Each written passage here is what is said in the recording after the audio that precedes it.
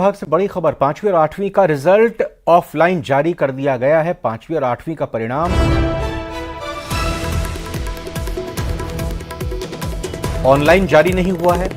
Website crash होने की वजह से ऑफलाइन ये रिजल्ट जारी हुआ है, यानी कि वेबसाइट क्रैश कर गई, इसलिए ऑनलाइन रिजल्ट जारी नहीं किया। इसी वजह से ऑफलाइन इस रिजल्ट को जारी किया गया। वेबसाइट पर रिजल्ट जारी होने में तकनीकी समस्या आ रही है। समस्या दूर होने के बाद ही परिणाम को अपलोड किया जाएगा और छात्र छात्राएं अपने इस परिणाम को ऑनलाइन देख सकेंगे। अभी ऑफलाइन ही इसको जारी किया गया है।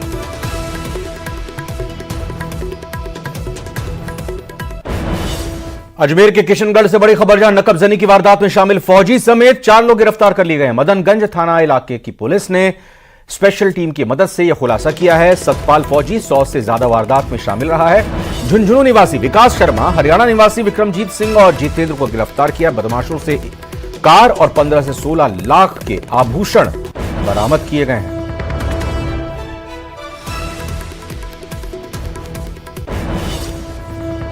फलौदी की बड़ी खबर आपको बताते हैं, यहां पर मां ने अपने 2 बच्चों को टांके में फेंक दिया है। मां ने अपने ही कलेजे के 2 टुकड़ों को अपने बच्चों को टांके में फेंक दिया। टांके में पानी कम ना होने से बच्चे बाल बाल बच गए हैं। बेहोशी की हालत में दोनों को जिला अस्पताल में भर्ती किया गया। इलाज के बाद दोनों बच्चों को डॉक्टर्स ने बचाने में कामयाबी हासिल की है। मानसिक रूप से बच्चों की मां बीमार बताई जा रही है और इसी के चलते माना जा रहा है कि दोनों बच्चों को उसने टांके में फेंक दिया। सूचना पर जिला अस्पताल पुलिस पहुंची है, मामले की जांच कर रही है। फलौदी के एका भाटिया गांव की यह घटना है।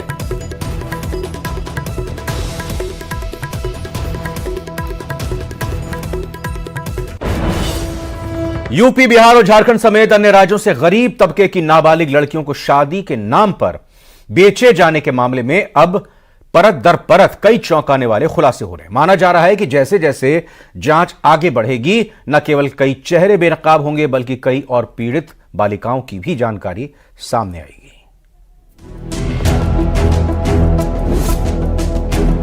कोचिंग नगरी को दाग लगाने वाले लड़की खरीद फरोख्त मामले की जांच जैसे जैसे आगे बढ़ रही है, वैसे वैसे रोजाना नए खुलासे हो रहे हैं। जांच में सामने आया कि गिरोह के तार राजस्थान के साथ ही झारखंड, बिहार समेत कई राज्यों में फैले हुए हैं। मामले की जांच जैसे जैसे आगे बढ़ रही है, उससे कई और बड़े चेहरे बेनकाब हो रहे हैं।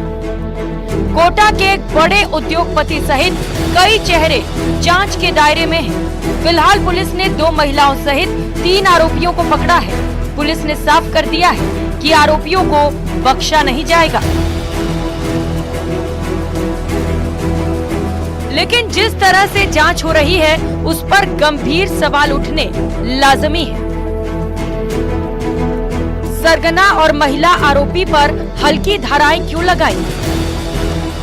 आरोपियों के खिलाफ कड़ी कार्रवाई क्यों नहीं की गई? दूसरी बंधक लड़कियों को अब तक दस्तयाब क्यों नहीं किया?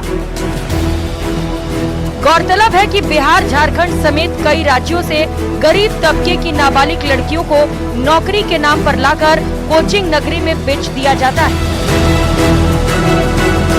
गिरोह के सदस्य गरीब परिवारों को टारगेट बनाते हैं। नौकरी का झांसा देकर लड़कियों को लाया जाता है। जंगल में फंसी लड़कियों का शोषण किया जाता है। भागने की कोशिश पर जान से मारने की धमकी देते हैं।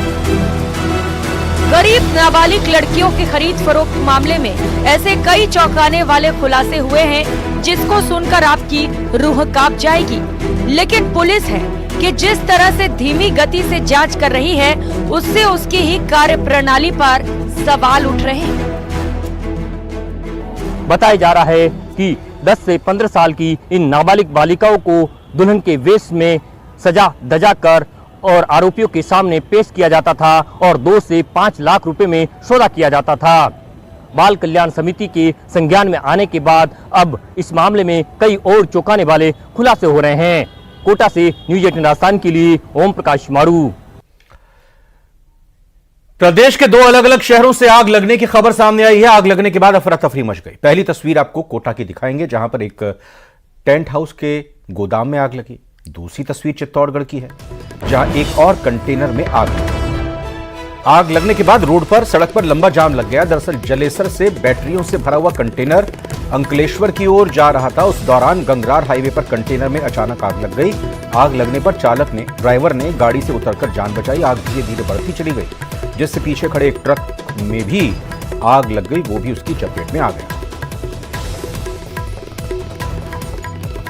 झुंझुनू में चारागाह भूमि से अतिक्रमण हटाने गई राजस्व टीम को बैरंग लौटना पड़ा। टीम आबूसर पंचायत के दुर्जनपुरा, अणगासर और आबूसर गांव में चारागाह भूमि से जाब्ते के साथ अतिक्रमण हटाने गई, लेकिन ग्राम सेवक छुट्टी पर होने के कारण करीब 4 घंटे के बाद यह टीम वापस लौट गई। इससे पहले भी करीब 4 महीने पहले 18 फरवरी को टीम अतिक्रमण हटाने गई थी, लेकिन ग्राम सेवक और सरपंच के द्वारा सहयोग नहीं करने पर टीम वापस लौट गई।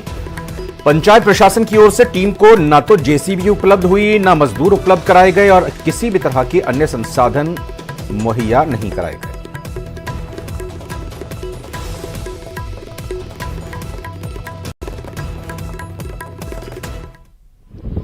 ग्राम पंचायत आबूसर के 3 गांवों में अतिक्रमण की शिकायत थी लोकायुक्त में, तो उसका अतिक्रमण हटाने के लिए 7 सदस्य राजस्व की टीम थी, तहसीलदार जी के नेतृत्व में, और भारी पुलिस जाब्ते के साथ आए थे, लेकिन ग्राम पंचायत ने संसाधन उपलब्ध नहीं कराए।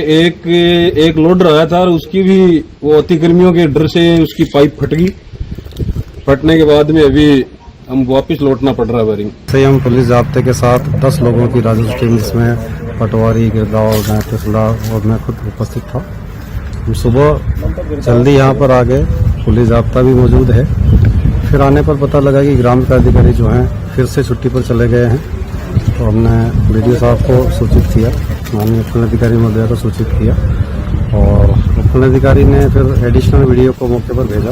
वो साथ गए भी, लेकिन वो भी संसाधन की व्यवस्था कर नहीं पाए। एक लोडर बड़ी मुश्किल से कहीं से मंगवाया था, उसने शुरू किया भी था हटाना, लेकिन वो भी बहाना बनाकर उसको खराबी का चला गया, लौट के नहीं आया। तो बार बार यूँ होता है कि संसाधनों के अभाव में और पंचायत की इच्छा शक्ति के अभाव में बहुत ही बेदखली नहीं हो पा रही है। डूंगरपुर के दोवड़ा थाना इलाके में एक प्रेमी युगल के इंटरकास्ट मैरिज के बाद परिजन और समाज के लोग उन्हें जान से मारने की धमकी दे रहे हैं। पीड़ित नवविवाहित जोड़े ने अपने बुजुर्ग दादा दादी के साथ कलेक्ट्रेट पहुंचकर कलेक्टर से सुरक्षा और न्याय की गुहार लगाई है। इतना ही नहीं, नवविवाहित जोड़े की शादी या किसी अन्य समारोह में भी शामिल होने पर धमकियां दी जा रही हैं। फिलहाल पुलिस पूरे मामले की जांच में जुट गई है।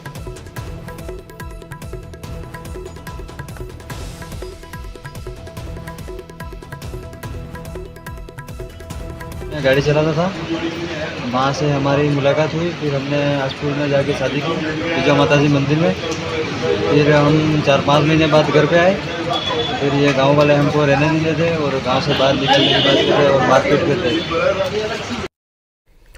अजमेर से खबर है, जहां पर एक नवविवाहिता ने अपने एक परिचित पर जबरन शारीरिक संबंध बनाने के लिए मजबूर करने का बड़ा आरोप लगा दिया है। आरोप यह भी है कि ऐसा ना करने पर उसे बदनाम कर जान से मारने की धमकी दी जा रही है। और पुलिस की माने तो एक पीड़िता ने थाने में शिकायत दर्ज कराई है कि उनके पिता के साथ कलर पेंट का काम करने वाले एक व्यक्ति से उसका संपर्क हुआ। पिता की जानकारी के चलते उसका घर आना जाना था। इस दौरान उसने उसके साथ कई बार शारीरिक संबंध बनाए, लेकिन अब उसकी शादी कहीं और हो गई है। इसके बावजूद वो उसे शारीरिक संबंध बनाने के लिए मजबूर कर रहा है।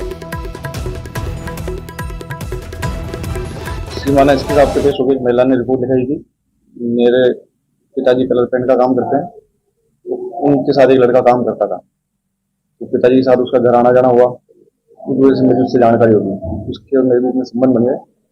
अब मेरी शादी कहीं दूसरी जगह हुई है, लेकिन ये लड़का शादी के बाद भी मेरे साथ जबरदस्ती शादी संबंध बनाने के लिए परेशान कर रहा है, तो ब्लैकमेल कर रहा है। राजस्थान हाईकोर्ट ने देश भर में बढ़ रही आसमानी आफत के कारण हीट वेव से हो रही मौतों पर खुद संज्ञान लिया है। हाईकोर्ट ने केंद्र सरकार और राज्य सरकार से हीट वेव से हो रही मौतों पर नोटिस भेजकर 1 जुलाई तक जवाब तलब किया है। हाईकोर्ट ने तेज गर्मी से बचाव और चिकित्सा व्यवस्था को दुरुस्त कर पूरी रिपोर्ट भी तलब की है।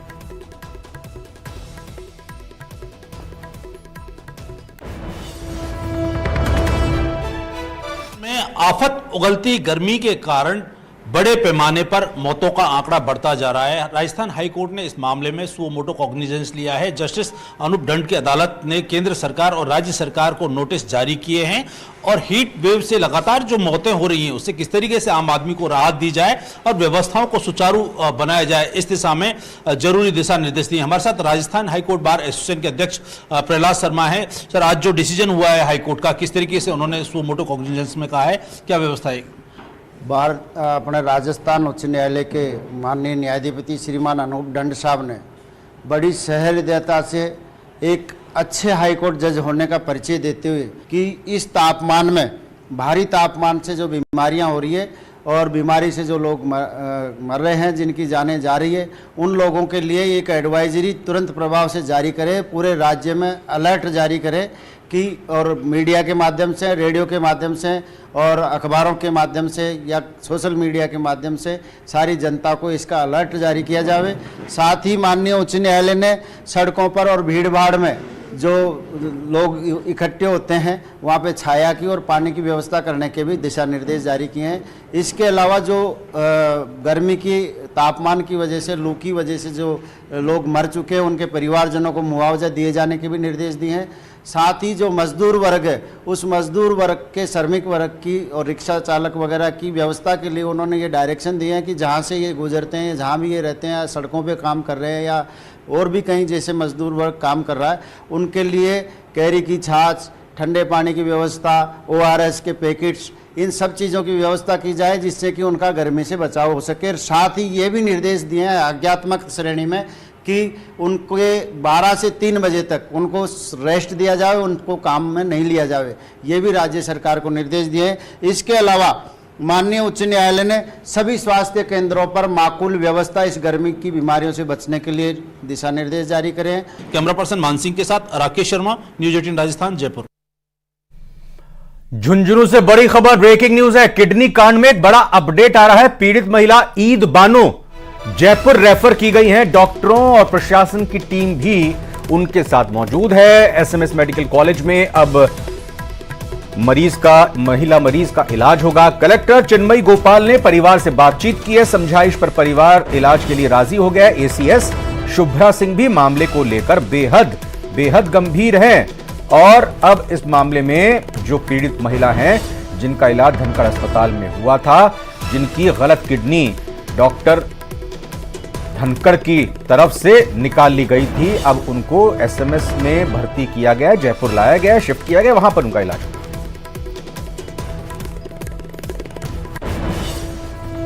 अजमेर से बड़ी खबर, 18,000 लीटर नकली खाद्य तेल जब्त किया गया। ऑयल मिल पर कार्रवाई चल रही है। परबतपुरा में स्थित है ये ऑयल मिल। फूड सेफ्टी टीम की बड़ी कार्रवाई देखने को मिली है। तो बड़ी खबर अजमेर से, जहां 18,000 लीटर नकली खाद्य तेल को जब्त कर लिया गया। लगातार कार्रवाई खाद्य विभाग की तरफ से हो रही है और ये 18,000 लीटर की बड़ी नकली खाद्य तेल की खेप को जब्त किया गया है। ऑयल मिल पर कार्रवाई भी हो रही है जहां से ये खेप पकड़ी है।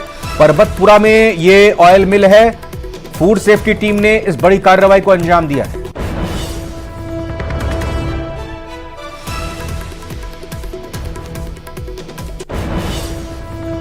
और भीषण गर्मी की वजह से पंडित धीरेन्द्र शास्त्री की जयपुर में होने वाली कथा कार्यक्रम स्थगित हो गया है। पहले यह कार्यक्रम 30 मई से 1 जून तक होना था। हालांकि अब यह कार्यक्रम कुछ दिन बाद होगा। कार्यक्रम रद्द होने की जानकारी बागेश्वर दरबार के प्रमुख पंडित धीरेन्द्र कृष्ण शास्त्री ने दे दी है। उन्होंने वीडियो जारी कर अपील की है कि कोई भी भक्त जयपुर ना पहुंचे ताकि उन्हें कोई परेशानी ना हो। उन्होंने जयपुर के मंदिरों की जय जयकार करते हुए कहा कि कार्यक्रम कुछ दिन बाद होगा, जिसकी जानकारी भक्तों को दे दी जाएगी। आपको बता दें कि पंडित धीरेन्द्र शास्त्री के सानिध्य में होने वाले 30 जून से 1 मई 3 दिवसीय हनुमंत कथा का आयोजन अब इस महीने के लिए कुछ दिनों के लिए स्थगित कर दिया गया। हर दिन कोई एक खास मेहमान यहाँ पहुँचे। गुलाबी नगरी जिसे कहा जाता, गोविंद देव भगवान की, गोविंद जू की नगरी, खोले के हनुमान जी की नगरी जयपुर राजस्थान में 3 दिवसीय जो श्री हनुमान कथा थी, 30, 31 मई और 1 जून तक, उस कथा को प्रशासन के साथ में संवाद होने के बाद में उनके निवेदन को मानते हुए इस कथा को अभी स्थगित कर दिया गया है। कालांतर में जब भी समय मिलेगा हम बहुत ही जल्दी जयपुर आवेंगे और कथा को करेंगे। और फिलहाल एक छोटे से ब्रेक का वक्त हुआ है। आप तुरंत बने रहिए न्यूज़ 18 राजस्थान के साथ।